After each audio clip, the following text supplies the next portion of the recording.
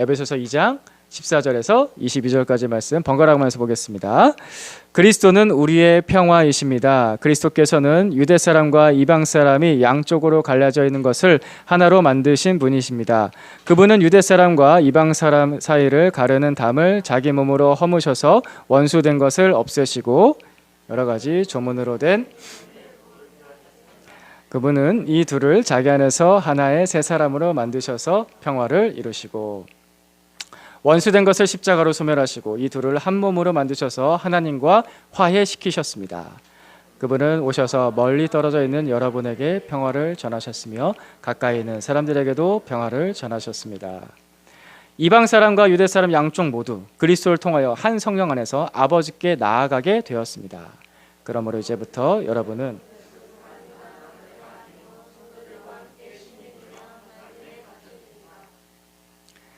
사도들과 예언자들이 놓은 기초 위에 세워진 건물이며 그리스도 예수가 그 모퉁이 돌이 되십니다.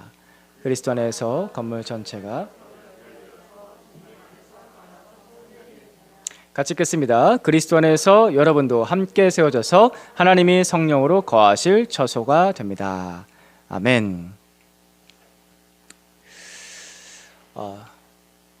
광고 때도 말씀드렸지만 오늘은 종교개혁 주일입니다. 이 종교개혁에 5가지 신앙 고백이 있습니다. 아마 유명해서 한번 보시면은 그거 하고 아실 거예요. 오직 성경, 오직 그리스도, 오직 은혜, 오직 믿음, 오직 하나님께 영광. 이것이 종교개혁의 5가지 핵심 정신 신앙 고백입니다. 이처럼 오직을 말합니다. 오직 유일함을 말합니다. 개신교는 그렇습니다. 개혁된 교회는 이 오직을 말합니다. 그래서 개신교를 향해서 편협하다, 폐쇄적이다 라는 비난을 하곤 합니다. 그런 소리를 우리가 자주 듣곤 합니다. 근데 우리가 이 오직을 말하는 이유가 있습니다. 특별히 여기서 오직 예수 그리스도, 그 유일하신 구원의 길을 다른 어떤 것과도 타협할 수가 없는, 절대 타협할 수 없는 그 이유가 있습니다. 오늘 말씀 보겠습니다. 14절 말씀입니다. 14절 말씀 같이 한 번 더 봅니다. 시작. 그리스도는 우리의 평화이십니다. 그리스도께서는 유대 사람과 이방 사람이 양쪽으로 갈라져 있는 것을 하나로 만드신 분이십니다. 그분은 유대 사람과 이방 사람 사이를 가르는 담을 자기 몸으로 허무셔서 원수된 것을 없애시고. 아멘. 여기서 유대 사람과 이방 사람 사이를 가르는 담이라고 하는데, 이 담을 그래 유대 사람하고 이방 사람하고 사이가 별로 안 좋았어, 그냥 좀 멀어져 있었어, 이 정도로 생각하는 정도의 어떤 생각 속에 있는 게 아니라 이 담은 정말 실제로 있었습니다. 실물로 존재했던 담을 이야기합니다. 이게 어디 있었냐면요, 예루살렘 성전에 있었습니다.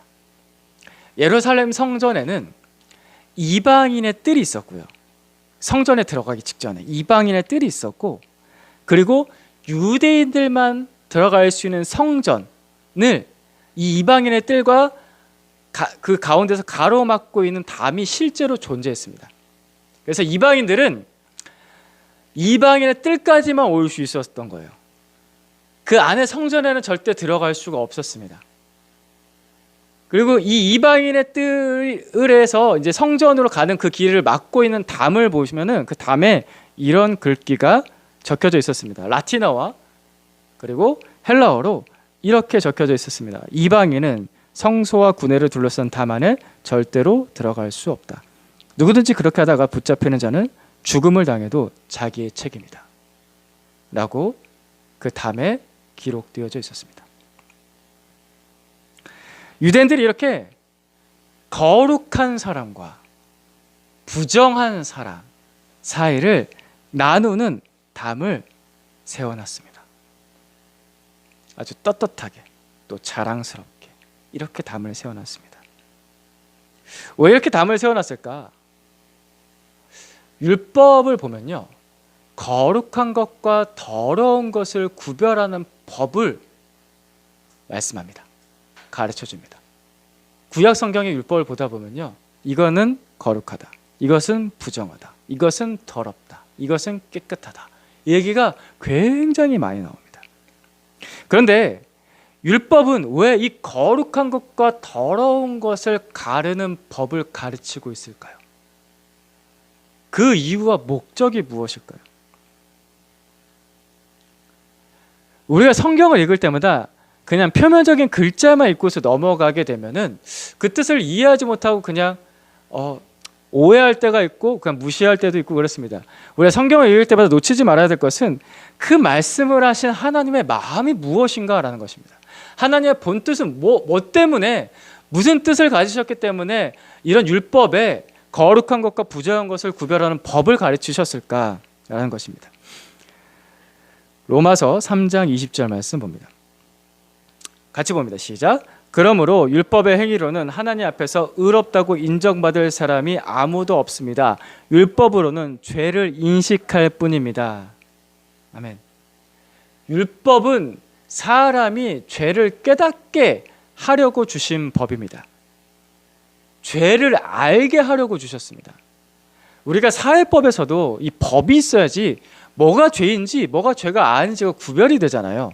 이건 사기죄, 이건 횡령죄, 이거는 폭력죄, 이런 것들이 법이 있어야지 죄인지 죄가 아닌지가 구별이 됩니다. 그리고 그 법이 세분화되면 세분화될수록 이거는 얼만큼 무거운 죄, 이거는 어느 정도 가벼운 죄, 이런 게 구별이 되기 시작하잖아요. 똑같이 율법도 그 법이 있어야지 이게 죄다, 이게 죄가 아니다가 구별이 되기 시작을 하는 거죠.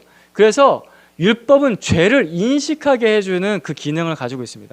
죄를 깨닫게 하라고 율법을 주신 것입니다. 그렇다면은 하나님께서 그렇게 죄를 깨닫게 하셔서 죄를 인식하게 하셔서 하나님 그 다음은 뭘 기대하셨을까? 사람이 죄를 깨달았어요. 그럼 뭐를 기대하실까요? 그죠? 예. 에스겔 말씀에 이렇게 나옵니다. 18장 23절 말씀에 같이 봅니다. 시작. 나 주 하나님의 말이다. 악인이 죽는 것을 내가 조금이라도 기뻐하겠느냐? 오히려 악인이 자신의 모든 길에서 돌이켜 사는 것을 내가 참으로 기뻐하지 않겠느냐? 아멘. 악인이 죽는 것을 내가 조금이라도 기뻐하겠느냐? 돌이켜 사는 것을 내가 기뻐하지 않겠느냐? 이것이 하나님의 마음이죠. 이게 하나님의 본 뜻입니다. 율법을 보다 보면, 율법서만 보다 보면은 이게 더러워, 이게 깨끗해, 너는 죄인이야, 너는 죄인이 아니야, 이거 보다 보면 하나님께서 그런 죄인을 다 속아내가지고 이 녀석들 다 죽여, 심판받아, 이런 하나님으로 오해할 수 있는데 그게 아니라 그 사람들의 죄를 깨닫게 해서 돌이켜 사는 것을 기뻐하시는 분이 하나님이십니다. 이게 하나님의 본 뜻입니다. 죄 가운데 두면 죽으니까, 죄가 사람을 죽이니까 그 죄를 깨닫고 돌이켜 살아라 라고 해서 율법을 주신 거죠. 문제는 뭐냐?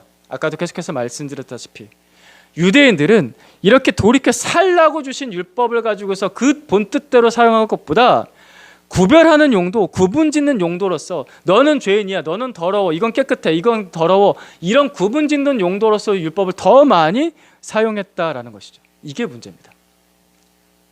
사람이 참 특이하죠. 자기도 잘못하는 거 많으면서 누구 잘못하는 거 손가락질하는 거 엄청 좋아합니다. 그렇지 않으세요? 여러분? 나도 잘못하면서 저 사람 저거 잘못했어 라고 손가락질 내미는 거 굉장히 좋아요. 이게 사람의 본능이죠. 그래서 그 당시 예수님 당시에 바리새인, 율법학자, 사두개인, 제사장들이 예수님께도 그런 잣대를 들이미는 거죠. 너 이거 잘못했어. 너 이거 더러워. 감히 예수님께. 그래서 제일 많이 예수님께서 시비를 당하셨던 게 뭐냐면은 당신 왜 안식일에 일해? 라는 겁니다. 안식일이란 말은 하루 종일 쉬는 날이거든요. 말 자체 그대로. 그냥 쉬는 날이어야 돼요. 근데 예수님께서 안식일 날 많은 병자들을 고치신 거예요. 그래서 이 율법학자들이, 바리새인들이, 유대교 지도자들이 와서 가지고 당신 왜 이래? 왜 병 고쳐? 평일에 평일에 월, 화, 수, 목, 금 있잖아. 왜 평일에 안 하고 토요일 날 안식일에 병 고치냐고. 착한 일을 해도 시비를 걸었습니다. 안식일에 병 고친다고. 또 예수님께서 죄인들의 친구가 되셨잖아요. 그래서 죄인들을 굉장히 친하게 지내셨어요. 식사도 같이 하고 얘기도 같이 나누고 세리들, 창녀들, 수많은 죄인들, 더러운 사람들, 그다가 너무 가까이 지내니까 또 그거 가지고 시비 걸었어요. 너 왜 더러운 사람하고 그렇게 가까이 지내? 너 굉장히 종교적으로 열심히 있는 사람 것처럼 보였는데 왜 이렇게 더러운 사람하고 죄인들하고 가까이 지내? 좀 구별해. 왜 이렇게 더럽게 지내? 또 나중에 이것까지 시비 걸어요. 손 안 씻고 밥 먹는다고. 물론 깨끗하게 밥 먹어야죠. 저희도 우리 아이들한테 손 씻고 밥 먹으라고 여러 차례 가르치지만 손 안 씻고 밥 먹는다고 그거 가지고 또 시비 걸었어요. 왜냐하면 율법의 조문에 그게 나와요. 율법 자체에 나오는 게 아니라 조문에 그 상세 항목 중에 손 씻고 밥 먹어야 사람이 깨끗하다고 나와요. 장로들의 전통입니다. 그거 가지고 또 예수님께 시비를 거는 거예요. 수많은 시비. 자, 이 시비를 걸고 무시했던 그 규율들이 오늘 본문 말씀의 15절에 이렇게 나옵니다. 15절 말씀 같이 읽습니다. 시작. 여러 가지 조문으로 된 계명의 율법을 폐하셨습니다. 그분 이 둘을 자기 안에서 하나의 새 사람으로 만들어서 평화를 이루시고. 여기서 조문으로 된 계명의 율법이라고 나오잖아요. 이게 아까 말했던 예수께 시비 걸었던 항목들입니다. 이 조문으로 된 계명의 율법은 하나님께서 주신 율법이 있어요. 성경에 기록된, 정경에 기록된 하나님께서 주신 율법 외에 그 율법을 막 더 많이 해석하면서 사람들이 만든, 사람의 손으로 만든 상세 항목들이 있습니다. 그것이 조문, 규칙으로 만들어진 거죠. 예를 들어서 이런 거예요. 안식일에 일하면 안 되잖아요. 아까도 말씀드렸듯이 일하면 안 돼요. 근데 안식일에 걸어가야 돼요. 예배당까지, 회당까지 걸어가야 돼요. 근데 걷다가 언제부터 일이 되냐? 일단 회당까지 가는 것 자체는 일은 아니다라고 해요. 걷다가 언제 일이 되냐면은 걷다가 겨드랑이에 땀이 나기 시작하면 그때부터 일이다 라는 게 조문에 있습니다. 그러면 어떻게 해야 돼요? 땀 식혀야 돼요. 땀 날 때쯤 땀 식혀요. 잠깐 쉬어야 돼요. 그러니까 한참 일찍 출발해야 돼요. 먼 데서 가야 되는 사람은. 안식일에 예배드리러 먼 데서 가는 사람 한참 일찍 출발해서 중간에 쉬어가면서 땀 식혀가면서 가야 되는 거예요. 또 하나는 박하와 해안과 근처에 11조를 바쳐라 라는 말이 나와요. 이거는 복음서에도 나옵니다. 박하와 해안과 근처에 11조. 우리가 익숙하지 않은 단어잖아요. 이건 무슨 말이냐면은 조미료, 당시에 조금 비싸잖아요. 조미료가. 아시죠? 향신료 같은 것들이 비쌉니다. 향신료 조미료들이 비쌉니다. 그 향신료에 그 가루에 11조도 바쳐라. 그렇게까지 11조를 철두철미하게 드려라 라는 조문까지 만들어 놓은 겁니다. 자, 이런 조문들, 이런 상세 항목들, 원래 율법의 원전에는 없는 항목들을 유대교 지도자들은 왜 이렇게 계속해서 더 많이 덧붙여서 만들었을까요? 그들은 이거 왜 만들었을까요?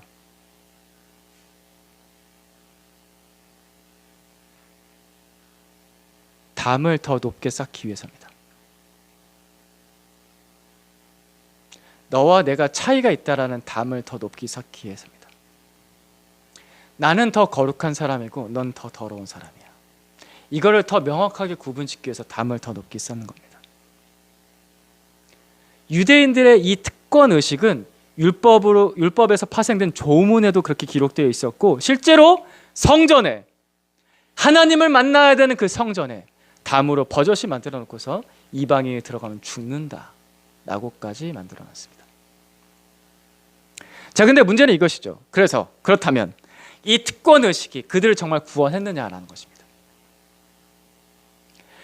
이 수많은 조문들이 그들을 정말 거룩하게 했느냐라는 것입니다. 그 담이 정말 더러운 것으로부터 나를 보호해 줬냐? 진짜 나를 구원했느냐? 사람이 만든 조문도, 사람이 세운 담도, 그 어떤 유대인이나 그 어떤 이방인도 아무도 진정한 구원을 주지 못했습니다. 로마서 3장 20절에 설명했듯이 율법의 기능은 그냥 죄를 깨닫는 것에 있습니다. 율법의 기능은 죄를 깨닫는 것입니다. 그래서 율법에서 명령한 속죄 제사조차도, 죄를 용서받게 하는 제사라고 말하는 속죄 제사조차도 어떤 기능이냐면은 내 죄가 얼마나 큰 것인가를 깨닫게 하는 기능밖에 없었습니다. 이게 성경에 나와요. 속죄 제사도 죄를 깨닫는 기능만 있었던 거예요. 히브리서 말씀 같이 봅니다. 시작. 그러나 제사에는 해마다 죄를 회상시키는 효력은 있습니다. 황소와 염소의 피가 죄를 없애줄 수는 없습니다. 죄를 기억하게 하는 거예요. 내 죄가 얼마나 큰가, 이 죄가 얼마나 문제인가, 이 죄 때문에 내가 어떻게 되는가, 그걸 깨닫게 하는 것, 제사조차도 황소와 염소의 피가 내 죄를 용서하지 못한다는 거예요. 여러분, 당시에 이 유대인들이 실제로 제사를 드렸던 당시에 그 상황을 상상해 보십시다. 이 사람이, 이 유대인이 한두 번 제사를 드린 게 아니에요. 그 말 뜻은 뭐냐면요, 죄가 계속해서 반복되고 있어요. 나의 잘못이 계속해서 반복되고 있어요. 제사를 한 번 지었다고 해서 내가 죄가 사라지고 다시는 안 지는 게 아니라 계속되는 반복되는 죄가 있죠. 그에 따라서 계속해서 희생되는 속죄의 제물이 있습니다. 나의 죄가 반복이 되고 동물이 계속 죽어나가요. 경건한 유대인, 진짜 하나님을 믿는 유대인, 그러니까 율법주의가 아니라 정말 진실하게 하나님을 믿는 유대인 입장에서 이 제사를 드릴 때마다 그 유대인은 뭘 느끼고 뭘 깨달았을까요? 계속해서 반복되는 죄, 계속해서 죽어가는 동물들. 전에도 이 상황을 자세히 설명드린 적이 있지만, 이 동물은 그냥 내가 모르는 동물 데리고 가서 죽이는 게 아니에요. 내 집에서 애지중지 키우던 양 한 마리, 정말 내 정성 다해서 키웠던 소 한 마리를 매일 눈 맞춰가면서 내가 밥 주던 동물을 성전까지 끌고 가서 내 손으로 잡는 겁니다. 정말 더 리얼하게 말씀드릴게요. 죄송해요. 집에서 키우던 애완동물을 데리고 가서 내 손으로 칼을 들어서 걔를 죽인다고요. 그때 무슨 생각할까요? 진짜 하나님을 믿는 유대인이라고 한다. 진짜 유대인이라고 한다. 진짜 신앙인이라고 한다. 그때 무슨 생각할까? 내 죄가 얼마나 무서운가? 내 죄가 얼마나 무서운가? 이 무서운 죄 때문에 얘가 대신 죽는구나. 이 무서운 죄 때문에 나도 죽겠구나. 정신 똑바로 박힌 사람이라고 하면 그 생각할 겁니다. 그죠? 반복되는 그 제사를 드릴 때마다. 그러니 하나님 앞에 엎드려서, 하나님, 당신의 은혜가 아니면 안 됩니다 라고 철저하게 회개했겠죠. 율법은 이 기능을 가지고 있습니다. 진짜 회개를 할 수 있도록 이끌어주는 기능이죠. 율법 자체가 내 죄를 용서하지 못하고, 동물의 피가 내 죄를 용서하지 못합니다. 오직 하나님만이 내 죄를 용서할 수가 있어서, 오직 하나님만이 내 죄를 용서할 수가 있어서 내가 그분 앞에 엎드릴 수 있는 것, 회개하게 하는 것, 그것이 율법의 기능입니다. 오직 하나님만이 내 죄를 용서할 수 있다. 그분의 은혜가 아니면 내가 못 산다. 정말 율법대로 산 사람이라고 한다면 이걸 깨달았을 겁니다. 그 율법을 정말 중요하게 생각한 사람이라고 한다면 하나님만이. 그래서 예수 그리스도께서 직접 오신 것입니다. 하나님만 그 일을 할 수 있으니까. 진정한 용서, 영원한 구원, 완전한 구원을 이룰 수 있는 하나님만이 그걸 할 수 있으니까 하나님께서 직접 사람이 되셔서, 그 유일하신 하나님께서 이 땅 가운데 오신 겁니다. 우리가 히브리서 10장 3절 4절 말씀 봤잖아요. 이 피로 안 된다고요. 이 율법으로 안 된다고요. 그래서 그 다음에 뭐라고 말씀하시냐면은 히브리서 10장 8절에서 10절까지 말씀 번갈아 가면서 보겠습니다. 8절 말씀 먼저 읽어주시겠습니까? 8절 시작. 위에서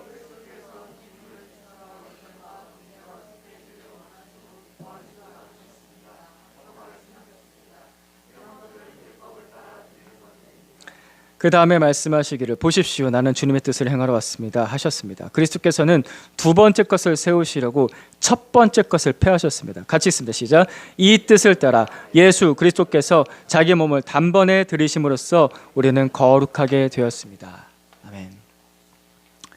율법 지켜도 안 되고, 조문을 더 만들어도 안 되고, 담을 높이 쌓아도 안 되었던 것, 거룩함, 죄 용서, 속죄.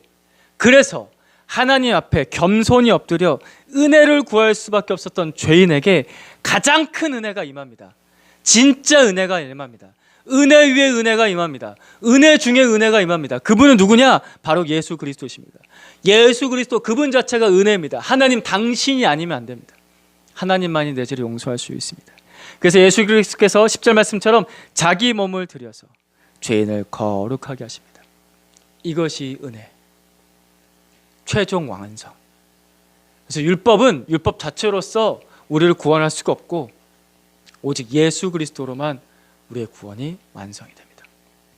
진짜 은혜가 필요합니다. 지금도 종교는요, 세상 모든 종교는 거룩한 것과 더러운 것을 구별합니다. 그래서 성전을 짓습니다. 홀리 플레이스, 템플. 세상과 구별짓는 거룩한 장소를 만들죠. 성전을 짓습니다. 사찰을 짓습니다. 모스크도 세웁니다. 또한 그래서 성직자들은 세상 사람들과 구별된 거룩한 옷을 입습니다. 성의를 입죠. 또 세상과 구별하기 위해서 속세를 떠나서 산에 올라가고요, 세상을 떠나서 광야로 들어가서 수도 생활을 합니다. 근데 그러면서 그 많은 종교들이 이렇게 말을 하곤 하더라고요. 우리는 차별하지 않습니다. 우리의 마음은 열려 있습니다. 우리는 당신과 우리를 구별짓지 않습니다 라고 말합니다. 정말 그렇다고 한다면은 그 무채색의 옷을 벗어버려야죠. 왜 맨날 검은색 옷, 왜 맨날 회색 옷만 입고 다니면서 나는 당신과 다르다라고 구별짓습니까? 머리를 기르셔야죠. 왜? 그 유독 나는 당신과 다르다고 눈에 딱 보이는 거기에다가 그것을 할까요? 그리고 또 왜 결혼 안 해요? 다르지 않다면서. 그러면서 우리는 열려 있습니다. 우리는 오픈 마인드예요 라고 얘기하곤 하죠. 뭐가요? 당신이 가지고 있는 담은 어디 있고요? 여기 눈에 보이는데. 또 반대편에서 종교에 속한 사람들 중에서 세상으로 나온 사람들이 있습니다. 세상과 동화된 사람들 있죠. 세상과 친해진 사람들이 있습니다. 그래서 세상 돈 좋아하고 권세 좋아하는 수많은 종교인들도 있습니다. 그게 목사든 신부든 승려든 상관없이 겉으로는 나는 거룩해, 깨끗해, 무소유를 말하면서 나한테 가진 거 하나도 없어요 라고 말하면서 온갖 풀소유를 다 누리고 있는 거룩한 척하는 그 목사든 승려든 신부든 바라보면 우리는 뻔히 보이죠. 실망하게 됩니다. 실망스럽습니다. 그 어떤 종교든, 그 어떤 종교인이든, 제가 늘 말하지만 기독교를 포함해서 그 어떤 종교든, 그 어떤 종교인이든 우리에게 진짜 완전한 삶, 거룩한 삶, 정말 내가 따라가고 본받고 싶은 삶, 정말 내가 죄 용서받을 수 있도록 의지할 수 있는 그런 삶 보여주는 사람 본 적 없습니다. 그냥 그런 척하죠. 다 그런 척합니다. 여러분, 저도 솔직하게 얘기합니다. 저도 그런 척하는 사람입니다. 그런 척하려고 가면 쓰고 있어서 제가 정말 여러분들 앞에서 그 가면 벗으려고 나름 애쓰고 있지만 여전히 저는 가면을 쓰고 있습니다. 반대로 얘기해 볼까요? 여러분도 그러지 않으세요? 진짜 죄인을 알고, 진짜 죄인을 이해하고, 진짜 죄인과 같은 길에 서서 그 똑같은 인간의 삶을 살면서 그런데도 불구하고 죄로부터 깨끗하게 할 수 있는 그런 분 누굽니까? 정말 나를 이해하고 정말 나와 똑같은 삶을 사는데 나를 정말 이해하는데 나를 죄로부터 완벽하게 깨끗하게 할 수 있는 그런 분 누구냐고요. 인간의 겉껍질만 입은 것이 아니라 진짜 인간이 되신 하나님, 그분이 오셨습니다.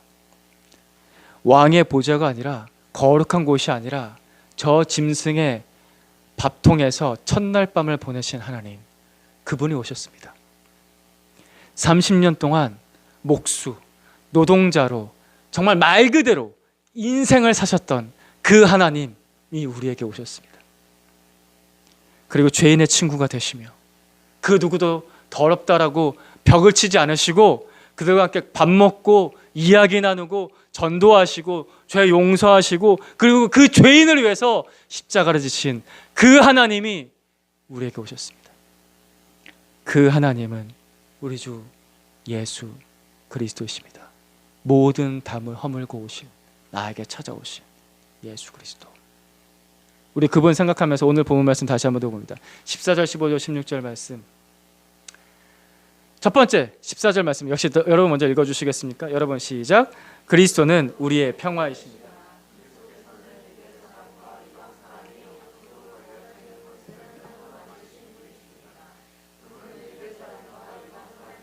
가르는 담을 자기 몸으로 허무셔서 원수된 것을 없애시고 여러 가지 조문으로 된 계명의 율법을 폐하셨습니다. 그분은 이 둘을 자기 안에서 하나님의 새 사람으로 만들어서 평화를 이루시고, 같이 있습니다. 시작.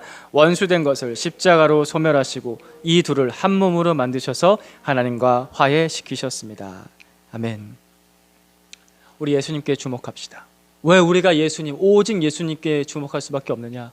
그분만이 죄인의 담을 허무십니다. 예수 그리스도만이 죄인의 담을 허무십니다.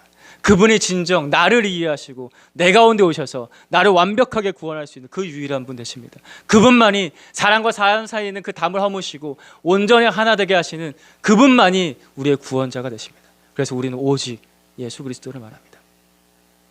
예수님만이 죄인의 담을 허무십니다. 예수님께서 이렇게 담을 허무시는데, 허무시고 나서 그 다음에 뭘 하시느냐? 예수님께서는 세우시는 일을 하십니다. 우리 방금 전에 읽은 15절 말씀 보시면요, 15절 말씀 중간에 보시면은 하나의 새 사람으로 만드셔서 허무시고 하나의 새 사람으로 만드셔서, 16절의 말씀 보시면은 이 둘을 한 몸으로 만드셔서 라고 말씀합니다. 세우시는 일을 합니다. 예수님께서는 자신의 몸을 가지고서 성전이다 라고 말씀하셨습니다. 요한복음 2장 21절 말씀에 예수님께서 이렇게 말씀하셨습니다. 예수께서 성전이라고 하신 것은 자기 몸을 두고 하신 말씀이었다. 예수께서 이 말씀 전에 이렇게 얘기하시거든요. 이 번듯하게 보이는 이 예루살렘 성전, 실제로 눈에 보이는 그 성전, 허물어라! 이 성전 허물어라. 내가 3일 만에 다시 일으킬 것이다 라고 말씀하시면서 그 해석이 나옵니다. 이 성전은 자기 몸을 두고서 하신 말씀이다. 원래 성전이란 장소는 하나님과 인간이 만나는 장소잖아요. 하나님과 죄인이 만나는 장소라고요. 그런데 그 번듯했던 예루살렘 성전에서는 하나님과 인간이 만날 수 없었어요. 더러운 이방인이 하나님을 만날 수 없었습니다. 그런데 예수 그리스도에서 몸에서 흐르는 그 피로 우리 죄를 씻으셔서 그 용서를 이루셔서 우리가 그 예수님의 피로 하나님과 만나게 되었잖아요. 그래서 예수님의 몸이 성전이 되는 것입니다. 그리고 우리가 계속해서 보고 있는 이 에베소서 말씀에서는 교회를 예수 그리스도의 몸이라고 가르칩니다. 예수님의 몸이 곧 교회다. 에베소서 1장 23절 말씀 같이 봅니다. 시작. 교회는 그리스도의 몸이요 만물 안에서 만물을 충만케 하시는 분의 충만함입니다. 아멘. 교회는 예수님의 몸이다. 즉 예수님께서 담을 허물고 만드신 그 새 사람이라는 것은, 그 한 몸이라는 것은, 새로운 한 몸이라는 것은 바로 주님의 몸 된 교회, 새로운 성전을 의미합니다. 여기서 우리는 주님을 만납니다. 하나님을 만납니다. 죄 용서를 받습니다. 그래서 교회라는 공동체에서, 건물이 아니라 교회라는 공동체에서 새로워진 이 성전의 안에서 우리가 계속해서 일어나야 될 일은 뭐냐면요, 담을 계속 허무는 겁니다. 담을 계속 허무는 거. 하나님과 내 사이에 있는 담을 계속 허무는 거, 내 옆에 있는 사람의 사이에 있는 담을 계속해서 허무는 거, 그리고 주님의 몸된 교회, 성전을 새롭게 세워가는 것입니다. 그러니까 용서받고, 하나님께 용서받고 서로 용서하는 일이 계속해서 일어나야 돼요. 우리 교회 안에서는. 담을 세우지 마세요. 그 옛날 유대인처럼 나는 오늘 교회 예배당 나왔으니 거룩한 사람이고 저 밖에 있는 사람은 더러운 사람이야 라는 생각하지 맙시다. 그런 교만한 생각하지 맙시다. 나는 구원받을 사람이고 저 사람 구원 못 받을 사람이야 라고 해서도 생각하지 맙시다.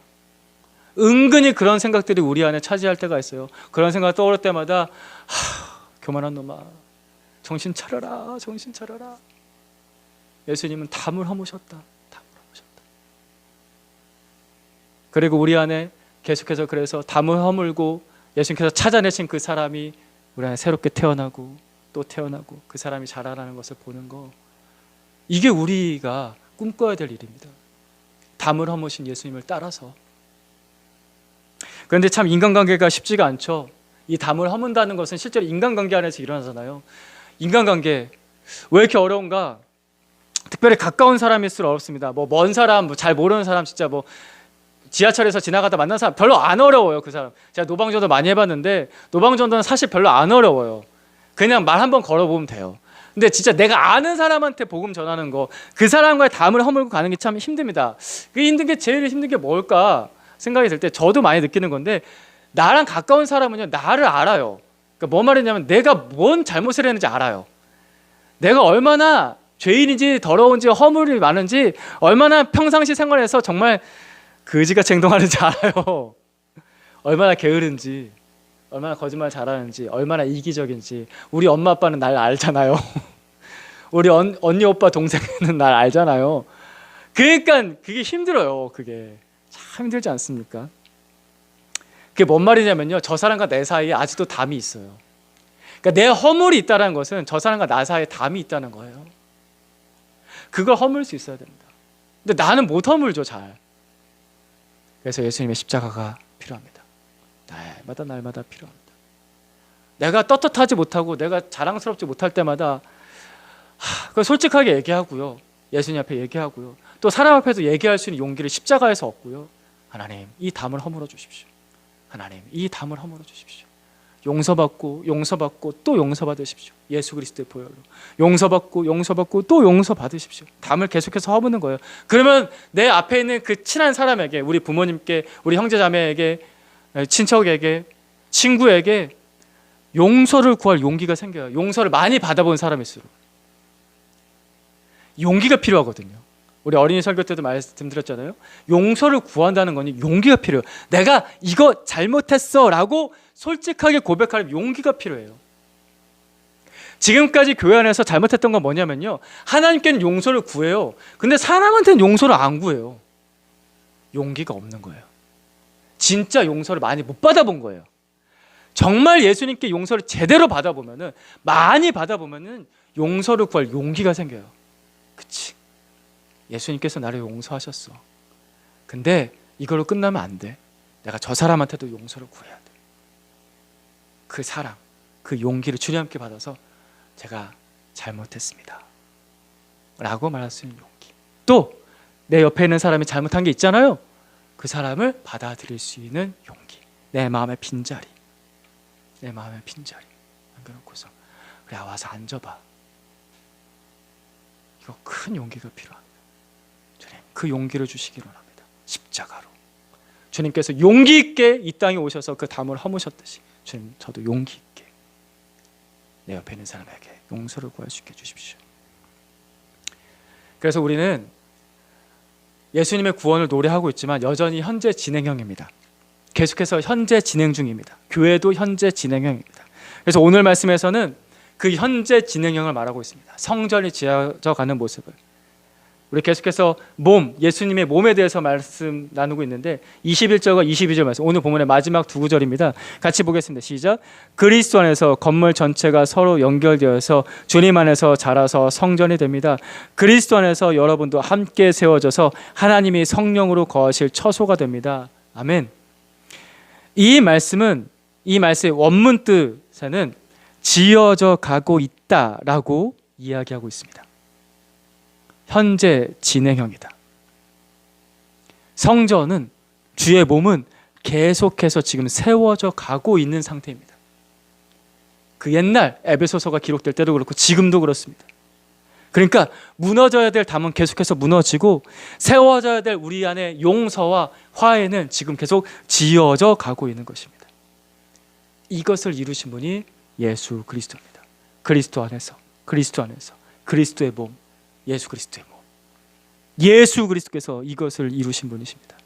그래서 그 누구든, 지금까지 그 어떤 삶을 살았든, 오늘 그 예수 그리스도의 십자가 아래서, 그 보혈 아래서 자기 죄를 내려놓고 죄 씻김 받기 위해서 겸손하게 그 은혜를 구하는 사람은 그 누구든 예수님은 담을 쌓아놓지 않으시고 그 담을 허무시고 주의 몸된 교회 안으로 부르셔서 교회로서 함께 지어져 가게 하십니다. 그 누구든. 그래서 우리는 예수 그리스도만을 이야기합니다.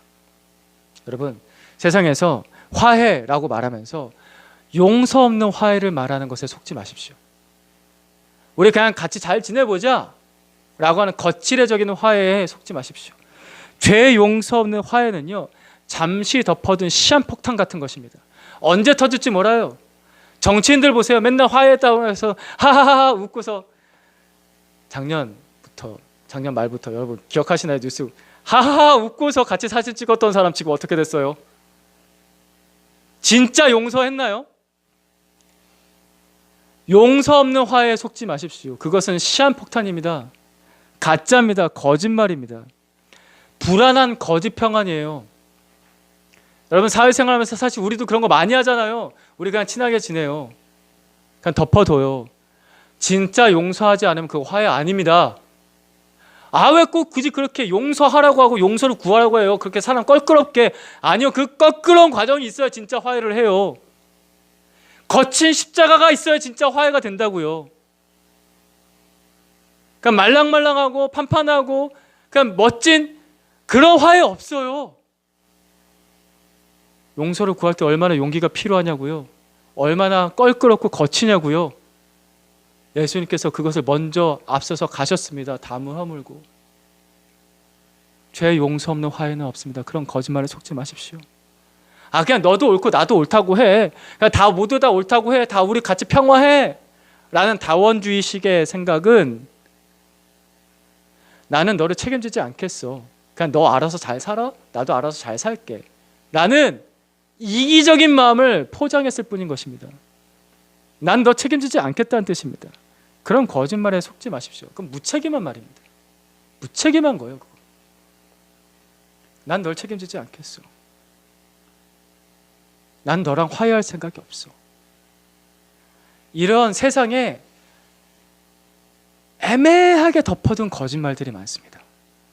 자세히 살펴보면 정말 아무것도 아닌, 이건 뭣도 아닌 모호한 거짓말에 여러분 속지 마십시오. 그래서 우리는 오직 예수 그리스도를 말합니다. 애매하게 넘어가지 않으려고, 모호하게 넘어가지 않으려고 우리는 오직 예수 그리스도만을 말합니다. 예수님의 보혈만이 진짜 용서, 완전한 화해를 이루기 때문입니다. 예수 그리스도의 십자가만이 죄인과의 담을 허무시기 때문입니다. 예수님만이 정말 하나님 사랑하고 진짜 이웃을 사랑해서 정말 우리 가운데 하나님의 나라, 하나님께서 함께 하시는 그 거룩한 자리가 예수 그리스도를 통해서만 우리 가운데 이루어지기 때문입니다.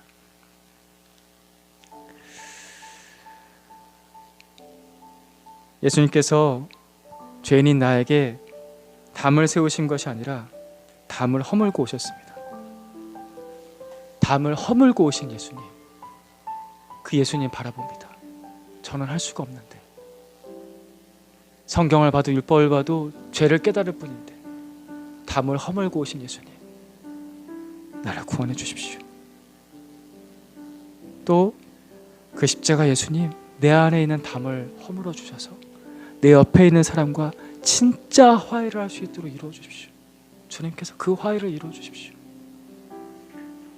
정말 그 십자가의 사랑을 누리기 원합니다라고 우리 같이 기도하십시다. 기도하겠습니다.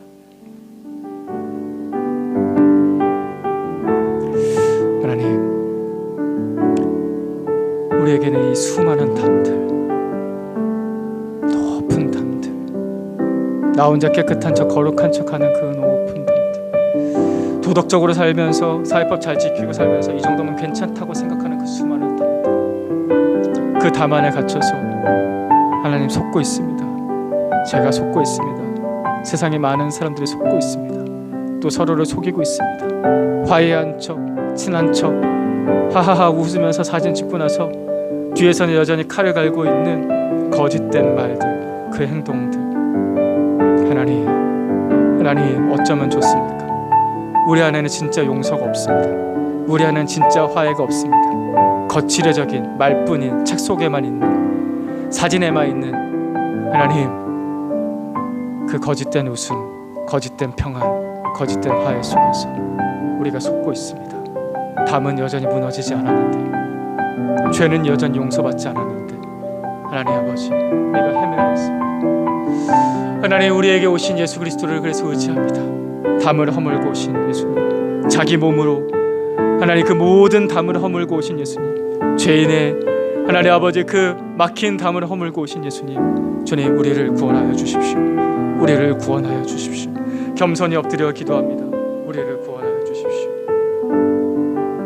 하나님 그 피 뿌린 제사로 그 십자가로 우리를 구원하여 주십시오. 하나님 예수 그리스도의 보혈만이 우리를 완전하게 용서하고 완전하게 구원하십니다. 하나님 우리를 구원하여 주십시오. 하나님 이 자리에 있는 우리 한 사람 한 사람 예수 그리스도의 보혈로 구원하여 주십시오. 우리가 넘을 수 없는, 우리가 허물 수 없는 이 높은 담 주님 허물어 주시고 예수님 오셔서 구원하여 주십시오. 구원하여 주십시오. 주님 구원하여 주십시오. 진짜 구원, 진짜 용서, 하나님의 그 사랑, 그 화해를 하나님 우리가 누리기 원합니다. 그 화해를 우리가 누리기 원합니다. 하나님 또 우리 옆에 있는 사람들에게 막혀져 있는 담들, 적당한 선을 긋고 넘지 않고 있는 그 담들, 언제까지 이러고 살아야 될까요? 그냥 이렇게 살다가 죽어도 되는 건가요? 하나님, 내가 가장 친해야 될 가족조차도, 친구라고 부르는 사람조차도 정말 사랑하지 못하고 진짜 사랑 나눌 줄 모르고 적당한 선을 두고 있는 우리의 모습들, 하나님 우리의 힘으로 될 수가 없습니다. 안 됩니다. 다짐하고 해봐도 잘 안 될 때가 너무 많습니다. 예수님의 십자가로 이 담을 허물어 주십시오. 정말 사랑하고 정말 용서하고, 그리고 예수 그리스도의 십자가를 모르는 사람에게 그 예수님의 사랑을 전할 수 있기를 원합니다. 정말 친해지도록, 하나님의 가족 되도록. 하나님 아버지, 그냥 적당히 거기 서 있어라고 말하지는 않고 하나님 이기적인 내 마음 무너뜨려 주셔서 더 가까이, 더 가까이, 한 걸음이라도 더 가까이 주님 다가설 수 있도록 예수님 우리 손 붙잡고 이 담을 넘어 주십시오. 이 담을 무너뜨려 주십시오. 주님 우리 가운데 이 일을 행하여 주십시오. 주님의 십자가가 정말 우리 가운데 이루어지기를 합니다. 십자가로 원수된 것을 소멸하시고 십자가로 우리의 담을 허물어 주시옵소서.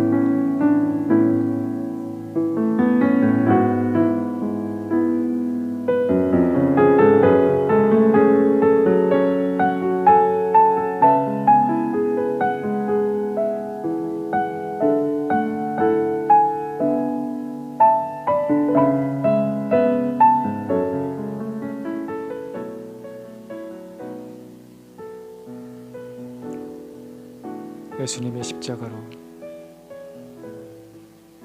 하나님과 화해하게 하시고 예수님의 십자가로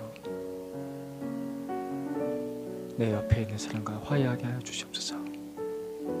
예수님의 이름으로 기도드립니다.